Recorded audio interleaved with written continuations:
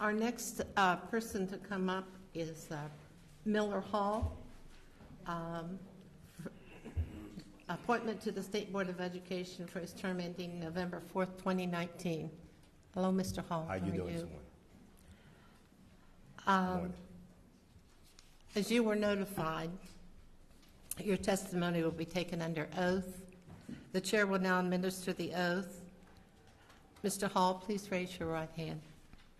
Do you solemnly swear or affirm that the testimony you shall give shall be the truth, the whole truth, and nothing but the truth? So help you God? I do. Thank you. Are there questions of Mr. Hall? The senator from Nicholas. Thank you, Madam Chair. Mr. Hall, welcome. Good morning. Good to see you this morning. You too. I think the last time I saw you, you were standing on the sideline when I was refereeing soccer about 13 years ago in the Beckley area. That's correct. So it's good to see you, and I appreciate you coming down this morning and speaking with us and allowing us to get to know you a little better. I appreciate you having me. And I look forward to hearing some words from you this morning. Okay. You know, you've already been prepped a little bit in my line of questioning since you heard Ms. Whitecotton talk just a little bit.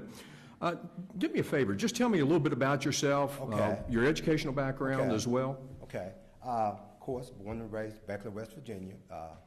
Attended all the public schools there. Graduated from Woodrow Wilson High School. Went on to Fairmont State College. Came back home and been there ever since. Okay. Also, I have two masters, a master's in education and a master's in guidance and counseling in Marshall University's graduate studies. And I got those masters and been working ever since. Okay. What do you see as your role as a State Board of Education member? My role, like my role has always been, since I went into education, I went in for the sake of helping our young people. That's why I went in. All my experience has been working with young people. All the job titles I've had, it's all been working with young people.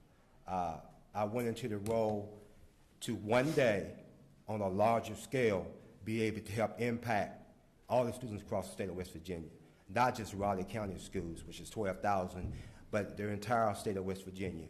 And when I retired, my goal was to run for the Board of Education in the Raleigh County school system, but I got blessed to be able to work for the State Board of Education.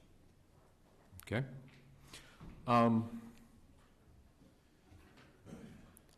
Looking at you, and I think you sort of answered my question, but I just want to affirm.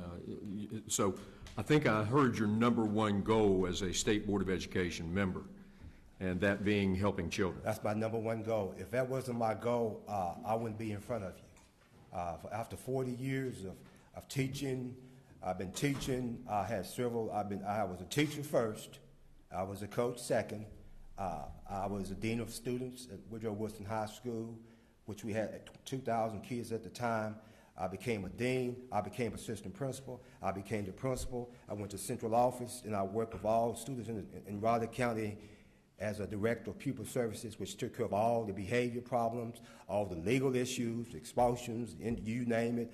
Then I became, after I left the principalship, then I did those things.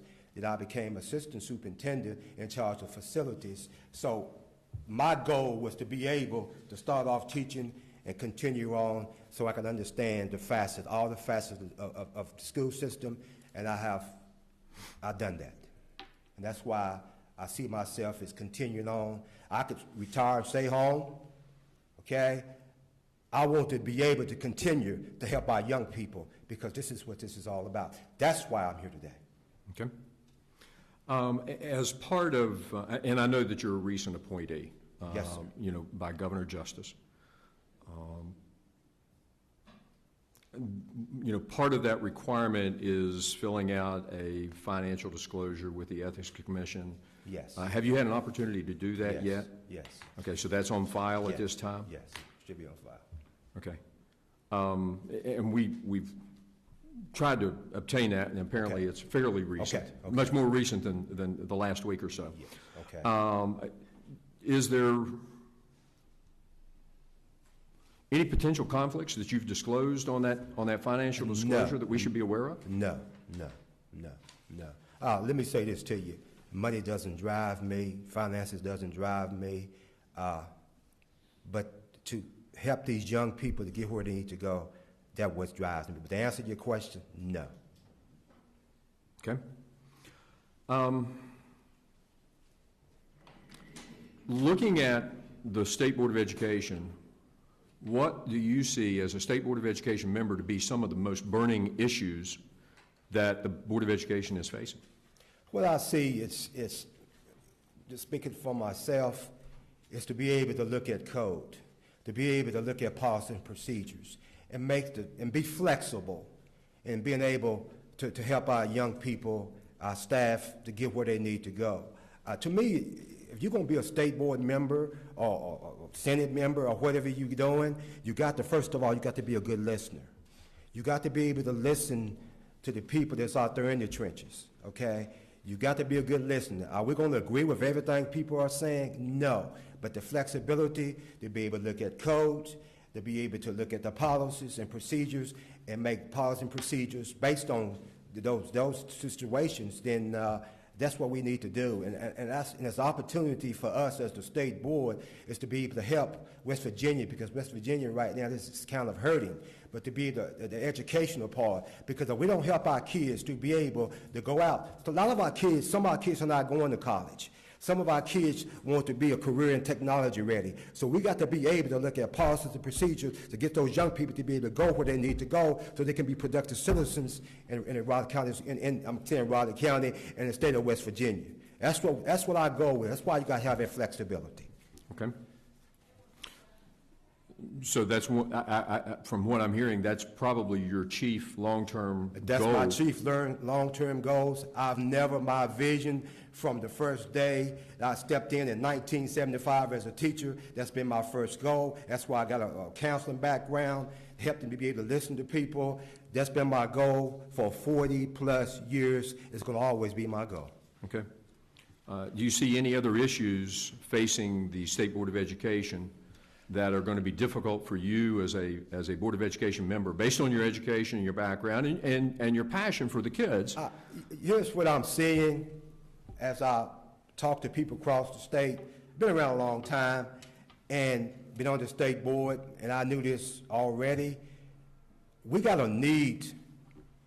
Here's what's happening.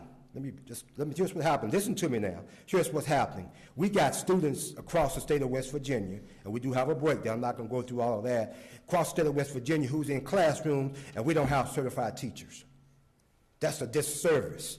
So what I'm saying is this. We're going to have to find ways, because teachers are retiring, okay, in the critical needs areas. We got to find ways to be able to keep these teachers in West Virginia and to be able to help these kids, and they be certified to teach math, science, social studies, whatever those critical needs are. We got to be able, as a team, not just Miller Hall, not just the state board, but as a team, everybody in this room become a team to help find some kind of way to have those teachers, those young people to stay here and go into education and help our kids to become better and where they need to go. Okay. What are your thoughts regarding the Regional Educational Services Agency? I've been with RESA. I've worked with RESA. When I was in secondary education, I didn't mention it. I've been in all these job titles. All that was leading me up to was a state board representative. Anyway, I've been with RESA. They've done some training in Raleigh County schools. I know RESA is on the docket. Let me say this. You have to look at the facts. You have to look at the data. What RESA does in Raleigh County might not be the same thing they do in Calvert County or the other county or some smaller counties. Raleigh County is a large county. They have helped us, okay?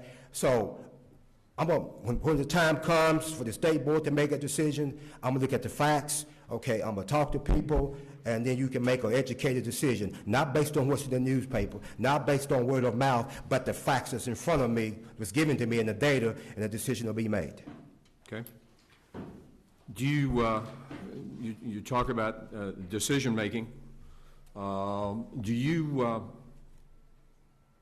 you perceive yourself to be an independent decision maker?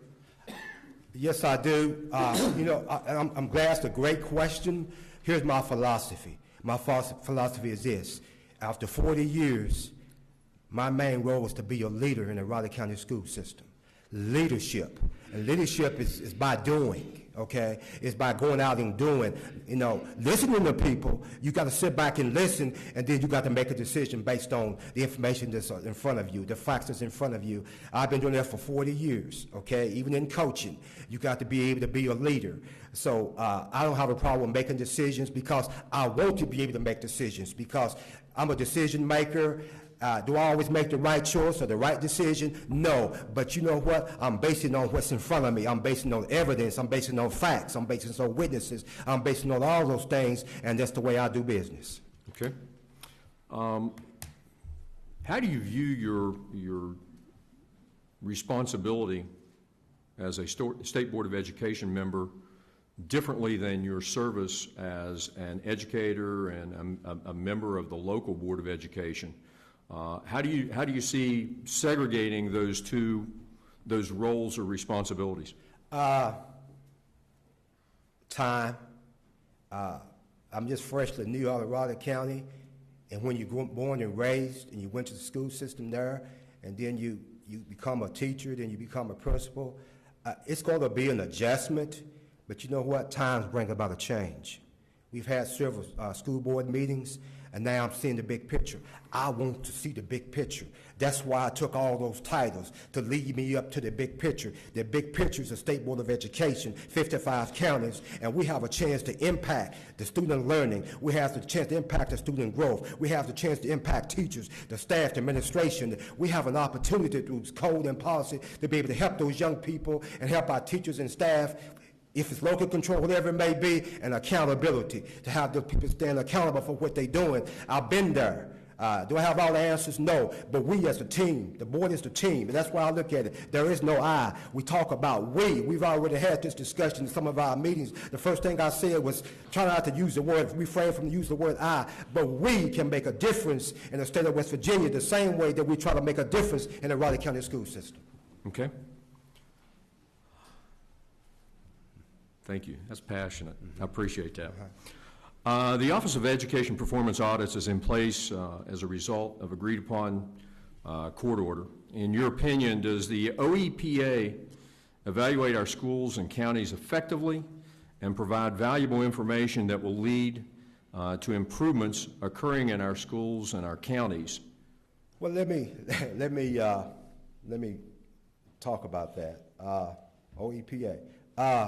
I was on that team, okay?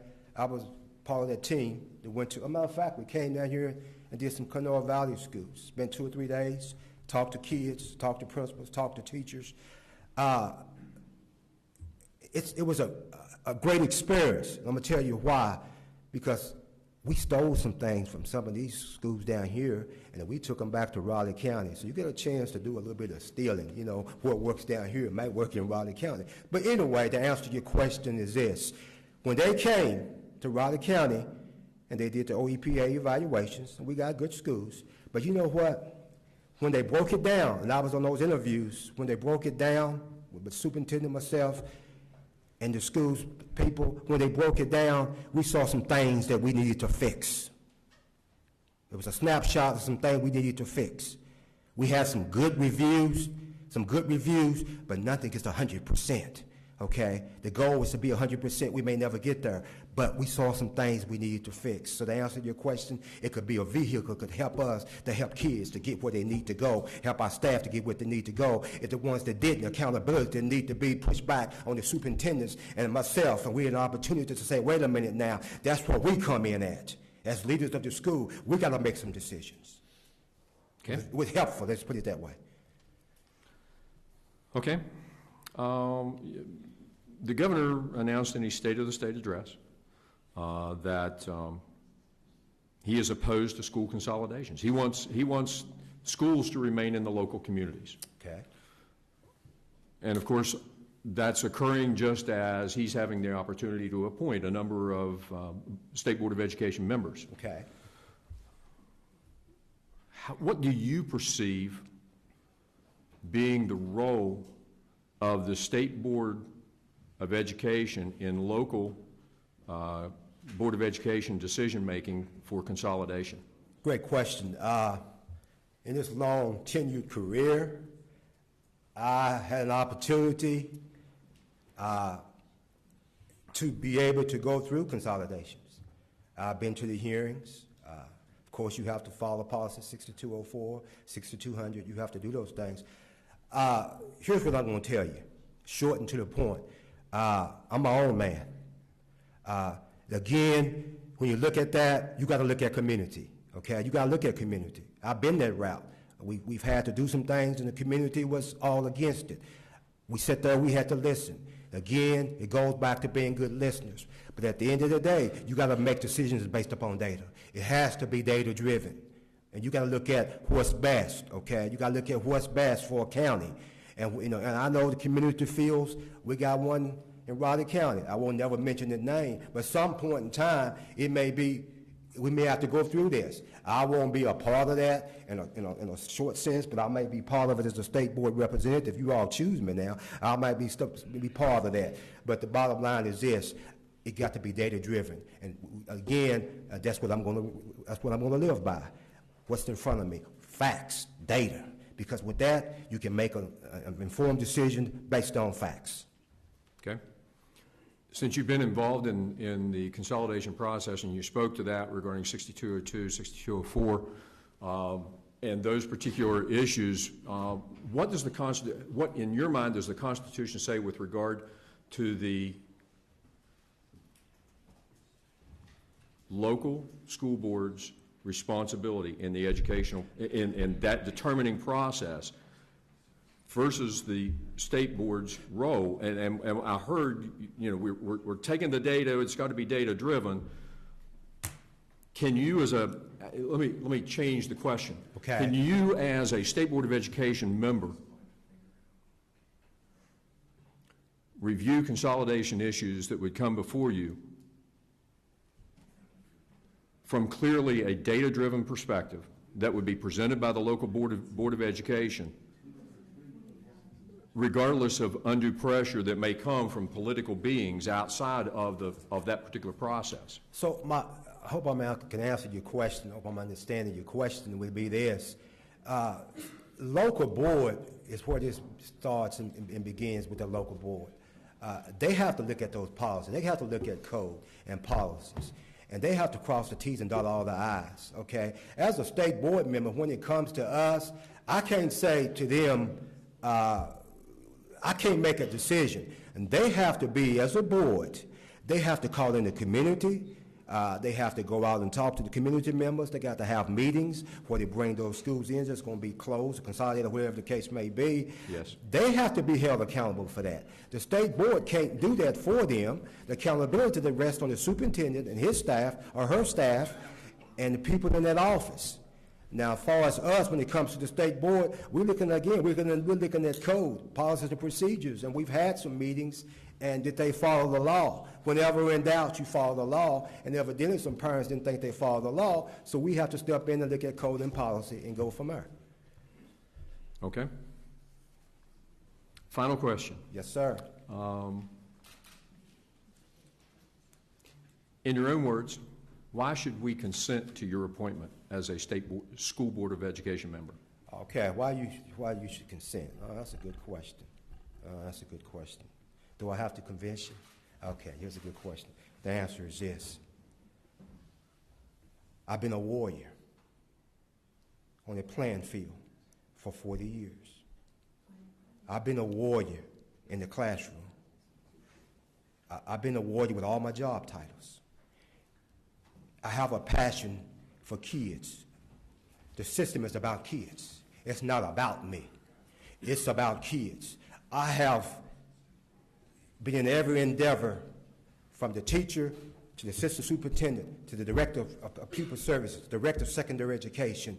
My goal has been to learn everything I could to be able to take my talents, to an arena where I can help others to be able to make decisions based on policy and procedures. I should sign that paper and raise my hand, and you all should raise your hand for a person that has a passion and the follow-through and the follow-up to help every young person, no matter what color of the skin or the content of character, to help our young people get where they need to go. That's why I'm here today, because I don't have to be here. I came to help the state of West Virginia, to help the State Board of Education, because I have something to give. We all have something to give, and we all have different skills and special talent. That's why I should be selected, because I'm here for the kids and no other reason. If I was here for another reason, I could walk out that door and I won't have to look back, because I've had my career, but my career is not over. It wasn't over. One door shut, another door open, and it just happens this door opened as a State Board of Education to help impact, along with others, the kids of Raleigh, kids of West Virginia, not Raleigh County. I got to get that out of my mind, but the kids of West Virginia, and there are some kids that's hurting. How do I know? Because I be around. I talk to principals. I talk to superintendents. I talk to people since I've been on the State Board. We got to be able to help everybody to get an education and get where they need to go. That's why you should sign the paper. Okay. Mr. Hall, I Yes, sir. appreciate you coming and attending and sharing with us. Madam Chairman? Give me another question. Anybody got any more questions? See, I get excited sometimes. See, if you don't get excited in these jobs, then kids, kids like the passion. And when you have a passion, and I'm going to get excited. I just got another second. I'm going to let somebody else come up here, and they can get excited. But see, you got me excited. The bottom line is this. This is about leadership. It's about leadership. It's about taking on a role to be a leader for something smaller than a county, but taking on a leadership role of 55 counties and enjoy doing it and have a passion to do it and love doing what he's doing. And one day I won't have his passion. And I'm going to tell you right now, you're going to have a hard time finding another Miller Hall in the state of West Virginia. Anybody got any more questions before I sit down? You know what? I'm glad you said that. Hold on for just give me just one more minute. That's all I need. Just one more minute. Here's what I'm going to tell you. Here's what I do. He said, preach. You see, that's with the counseling background. I've talked to kids all my life. I can get kids to do things people can't get them to do. That's my passion, is to be able to listen to kids, listen to parents, talk to your Senate members. I had some of them in school. We talked about pride, and that's what we got to bring back to West Virginia. We got to talk about pride in our school system. We got to talk about pride to our teachers. I'm preaching to you now, and you asked the question. Matter of fact, I got to leave here in a few minutes. I'm going to Woodrow Wilson High School at 1 o'clock. I'm going to talk to the 1,300 students about having pride and doing things the right way to be able to get where they need to go. And I'm going to excuse myself in a few minutes if you don't mind, but see, I got another appointment because my job is not completed. And it won't be completed till I feel good about what we are trying to do, and we need your help. Any questions? Yes? I have a comment. Okay. The Senator from Marion. Mr. Hall, it's a pleasure to meet you. And as a former school administrator and educator, and also a proud Fairmont State Falcon. I hear you. There you go. I hear you. You're spot I hear on. you. I hear you. Matter of fact, Marion County has been good to me because it gave me an opportunity. From my state, gave me an opportunity to do something to finish my goal in my career. And I'm going to say this and I'm going to shut up. He said he saw me on the soccer field, but he didn't see me on the football field. Have a great day. Anybody other questions? Anything else? I thank you for being from Marion County. My people's up there, my wife's people, and I love Marion County because it helped me to get where I need to go. Thank you, Mr. Hall. Yes, ma'am.